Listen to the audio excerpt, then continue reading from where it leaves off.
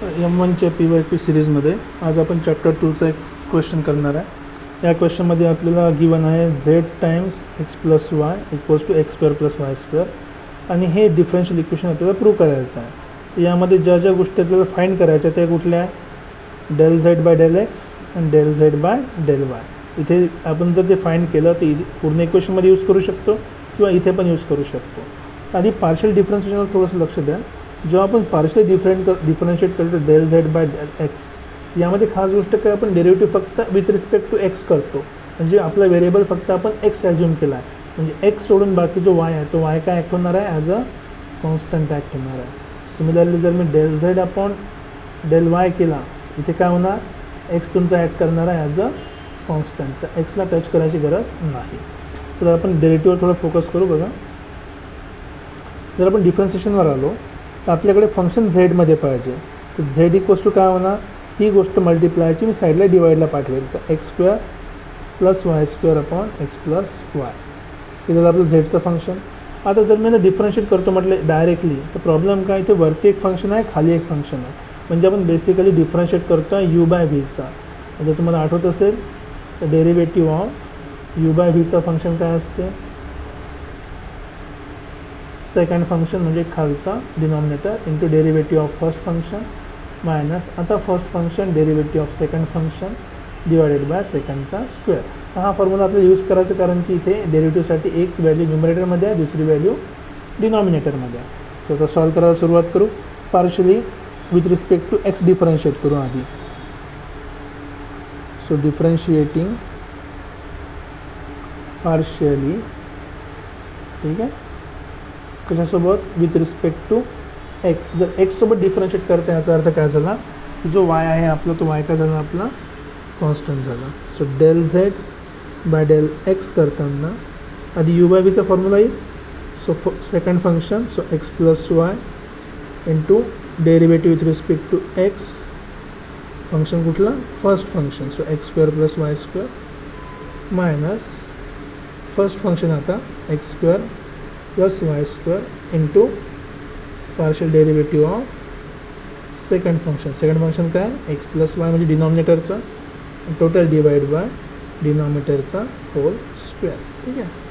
तर सिम्प्लिफाय करू आपण, तर आपल्याला मिळाला del z by del x equals to, बघा एक्स प्लस वाय आहे तसंच, त्याला आपण काहीही चेंज केलं नाही। आता डिफरन्शिएट करताना एक्स स्क्वेअरचं डेरिव्हेटिव्ह काय होणार आहे, 2x, ठीक आहे, आणि वाय काय झाला, तर वाय कॉन्स्टंट, कारण की डिफरन्शिएट विथ रिस्पेक्ट टू आपण काय करतो एक्स, वाय कॉन्स्टंट आहे, तर कॉन्स्टंटचं डेरिव्हेटिव्ह किती होणार, 0 मायनस सेम लॉजिकने x square plus y square, इथे पण एक्सचा डेरिव्हेटिव्ह 1 आणि वायचा डेरिव्हेटिव्ह काय होणार आहे, 0।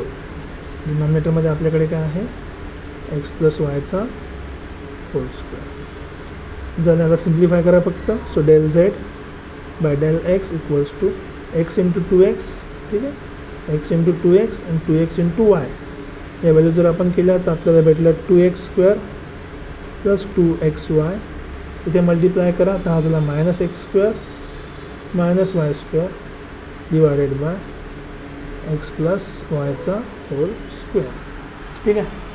थोडं सिम्प्लिफाय आपण आणखी केलं तर del z by del x equals to 2x स्क्वेअरमधून एक एक्स स्क्वेअर गेला तर आपल्याला भेटला x square plus 2xy minus y square upon x plus वायचा होल स्क्वेअर, ही झाली आपली पहिली व्हॅल्यू कशाची, del z by del x, हे आपण काढलं।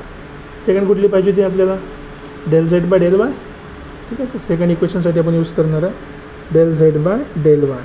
परत तेच लॉजिक, एक फंक्शन वरती एक फंक्शन खाली आहे, so second function x plus Y, अच्छा ठीक आहे, लिहून घेऊ आपण स्पेशली असं आहे, तर थोडा डिफरन्स जाणवते। काय लिहून घ्यायचं आहे, की डिफरन्शिएटिंग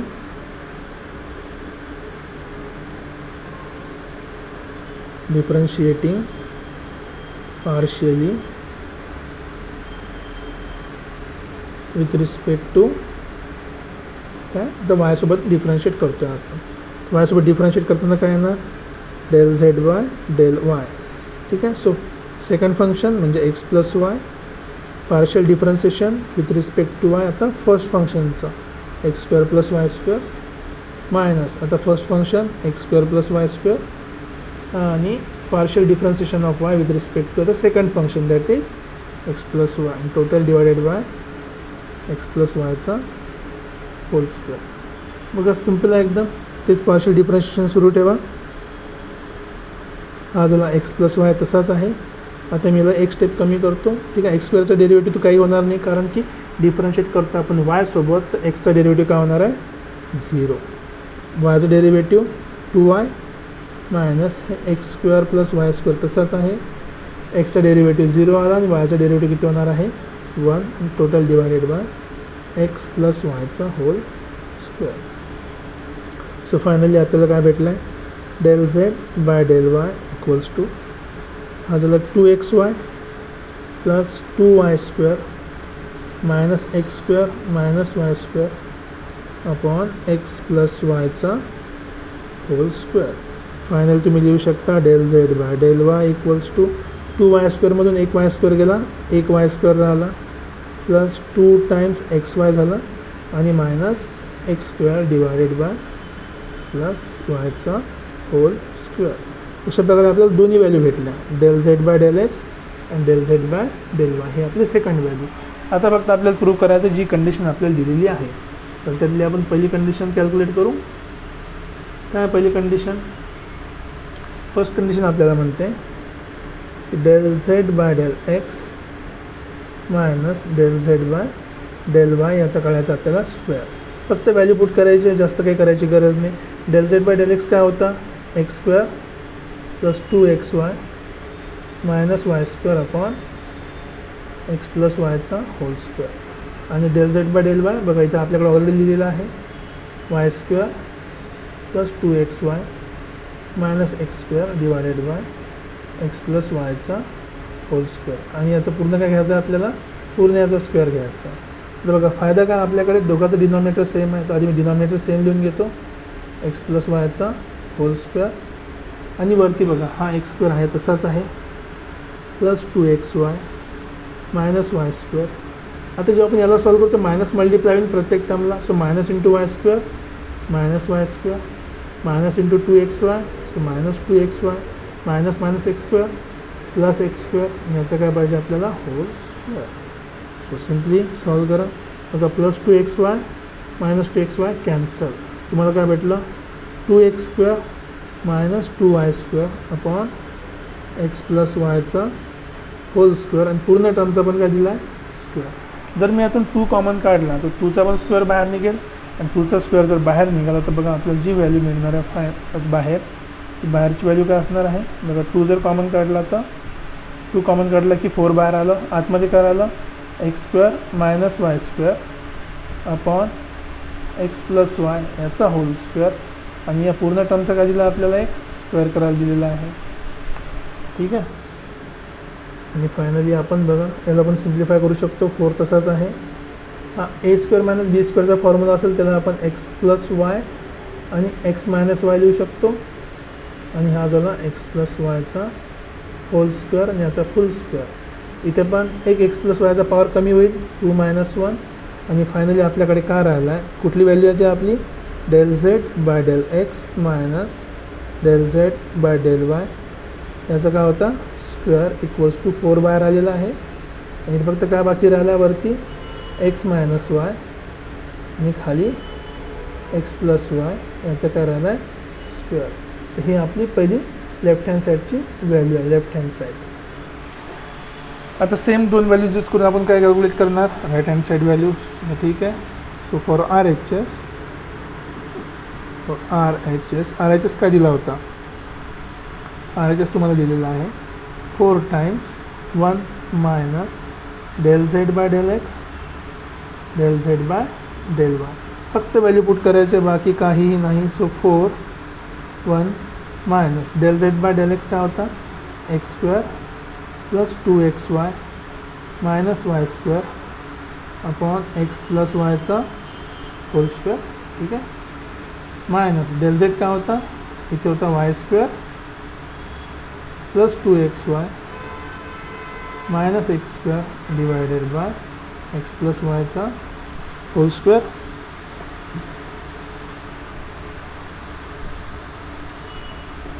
ठीक आहे. आता बस डिनॉमिनेटर सेम आहे, सॉल्व करूया आपण. सो हा 4 असाच राहिला. इथनं जर मी मायनस कॉमन काढलं, इथलं पण मायनस, इथलं पण मायनस, तर मायनस बाहेर राहिला, आतमध्ये काय येईल मग plus symbol. So x square plus 2xy minus y square आणि हा plus y square plus 2xy minus x square आणि खाली डिवाइडमध्ये काय राहिलं तुमचं एक्स प्लस वायचा होल स्क्वेअर. Complete bracket. ठीक आहे. फायनली फक्त व्हॅल्यू कॅल्क्युलेट करा. बघा plus y square minus y square cancel झाले, plus x square minus y x square cancel. फक्त कुठल्या व्हॅल्यू राहिल्या आपल्याकडे available, is to 4 times 1 minus 2 आणि 2 4xy आणि डिवायडेड बाय एक्स प्लस वायचा होल स्क्वेअर. याला क्रॉस मल्टिप्लाय करा. सो 4 टाइम्स एक्स प्लस वायचा होल स्क्वेअर इथे आला. एक्स प्लस वायचा होल स्क्वेअर काय असते x square plus 2xy plus y square आणि हा काय minus 4xy divided by x plus वायचा होल स्क्वेअर. बस बघा एकदम सिम्पल आहे सोल्युशन.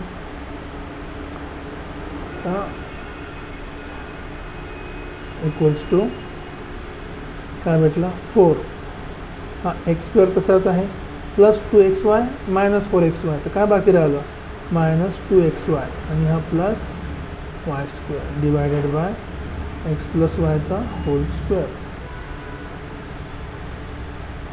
जर तुम्हाला कुठेतरी फॉर्म्युला आठवत असेल ए मायनस बीचा होल स्क्वेअर, तो काय असतो a square minus 2ab plus b square. तर बघा हा फॉर्म्युला आणि हा फॉर्म्युला सेमच दिसतो, म्हणजे हा पण काय झाला आहे एक्स मायनस वायचा होल स्क्वेअर झालेला आहे आणि खाली पण काय आहे एक्स प्लस वायचा होल स्क्वेअर. तर बेसिकली आपण काय लिहू शकतो याला, हा झाला 4 times x minus y x plus y यांचा होल स्क्वेअर. आता ही झालं आपलं equation number suppose B. Right hand limit किंवा right hand side not limit दोघे कम्पेअर करा. बघा left hand value 4 times x minus y x plus y whole square आणि right hand value 4 times x minus y x plus y. So therefore we can say that therefore left hand side equals to right hand side, that is 4 times x minus y x plus y चा whole square equals to 4 times x minus y x plus y चा whole square. जर दोन्ही value same असेल therefore we can say that del z by del x minus del z by del y चा whole square equals to 4 times 1 minus del z del x minus del z del y. हे आपण काय केलं prove केलं. So hence prove.